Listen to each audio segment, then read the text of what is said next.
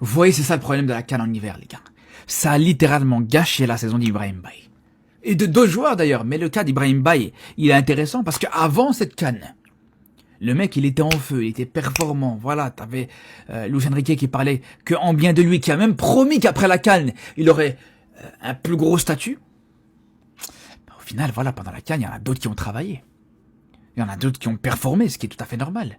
Et aujourd'hui, depuis le mois de mars, il a aucune minute, aucun temps de jeu. Aujourd'hui, carrément, contre l'OL, il était même pas sur la feuille de match. Et il est là le problème, les frères. C'est là où vraiment, de manière urgente, il va falloir très rapidement garder cette CAN en été. Quoi qu'il arrive, laissez cette CAN en été, les frères. Parce que c'est pas normal qu'à chaque fois, les joueurs soient handicapés par ça. On a plusieurs situations comme ça. Je vous parle d'Ibrahim Baye. C'est le cas de Mazraoui, par exemple. Depuis la CAN, le temps de jeu, c'est compliqué. Voilà, il y en a énormément. La liste, elle est très longue, malheureusement. C'est là où vraiment, la CAF devra vraiment rester solide sur ses appuis. Parce que là, actuellement, ça va. Prochaine CAN, juin 2027, donc en été.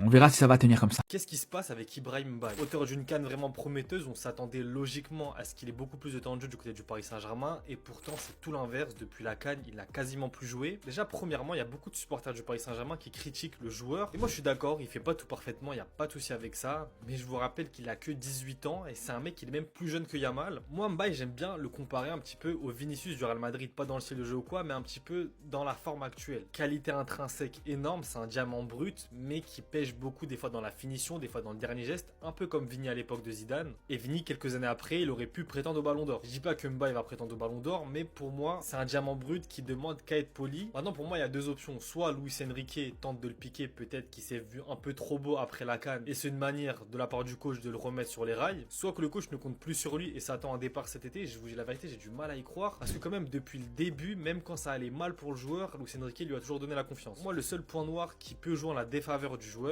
c'est la campagne qu'il y a eu sur les réseaux sociaux. On l'a tous vu dès lors qu'il a été annoncé hors du groupe face à Lyon. Plein de gros comptes foot, Fabrizio Romano et autres sur Twitter, ont tous posté un tweet à peu près similaire à quelques mots près. Je pense que c'est sûrement un coup de sa nouvelle agence avec qui il a signé il y a quelques mois. Autant vous dire que ça va pas plaire au club parce que ça met de la pression sur le coach et sur le club de manière néfaste. Et c'est une chose qu'on a déjà vécu avec des joueurs comme Neymar, Mbappé, Rabiot, etc. Et c'est une chose que le club ne veut plus vivre. Et si ça a été vraiment lancé par ses agents, je trouve que c'est dommage parce que ça joue clairement pas en sa faveur. Donc est-ce qu'il y aura un départ ou non? Personnellement, j'aimerais pas le voir partir parce que je crois énormément en lui. Maintenant, si départ il y a, je pense que dans tous les cas, ça va se faire autour de 40 à 50 millions d'euros et le club sortira grand vainqueur financièrement parlant vu qu'ils l'ont formé. Mais pour moi, ça reste quand même une erreur, surtout qu'on n'est pas un club qui a besoin d'argent. Donc selon vous, est-ce que c'est juste une petite pique de Luis Enrique ou est-ce que Mbaye se dirige vers un départ du Paris Saint-Germain? Qu'est-ce qui se passe avec notre jeune chichi parisien et international sénégalais, Ibrahim Mbaye? Comment c'est possible ça, les gars?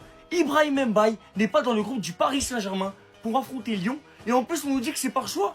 En plus, on nous dit que, apparemment, c'est par choix que Ibrahim Mbaye n'est pas dans le groupe du Paris Saint-Germain pour affronter Lyon ce soir. Et effectivement, quand on regarde le groupe du Paris Saint-Germain pour affronter Lyon ce soir, on ne voit pas Ibrahim Mbaye. Comment c'est possible? Mais qu'est-ce qui se passe? Vu des performances qu'il a réalisées avec le Sénégal, forcément on se pose la question. Parce qu'on ne comprend pas, les gars. On ne comprend pas ce qui se passe. Il a enchaîné les performances exceptionnelles avec le Sénégal. Il a notamment joué pas mal de matchs avec le Paris Saint-Germain. Et après, plus rien. Plus rien, les gars. Forcément, les gars, on se pose la question. Que se passe-t-il avec Ibrahim Mbaye depuis son retour de la CAN? Parce que les gars, faut pas oublier qu'avant la CAN, Ibrahim Mbaye, il a disputé 19 matchs sur 25 possibles avec le Paris Saint-Germain. Toutes compétitions confondues.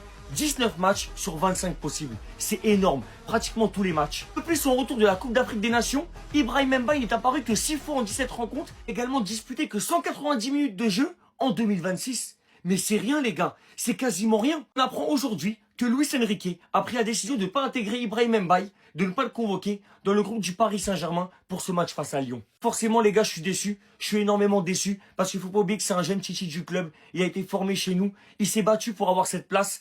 Et aujourd'hui, de ne pas le voir dans le groupe du Paris Saint-Germain, ça me déçoit, les gars. Ça me déçoit parce qu'il le mérite amplement.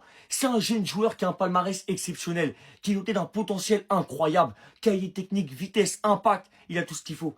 Et de ne pas le voir jouer, les gars, de ne pas le voir dans le groupe, ça me déçoit énormément. En tout cas, force à toi, IB. On te soutient fortement et on espère que tu vas revenir en puissance et que tu vas avoir énormément de temps de jeu avec le Paris Saint-Germain.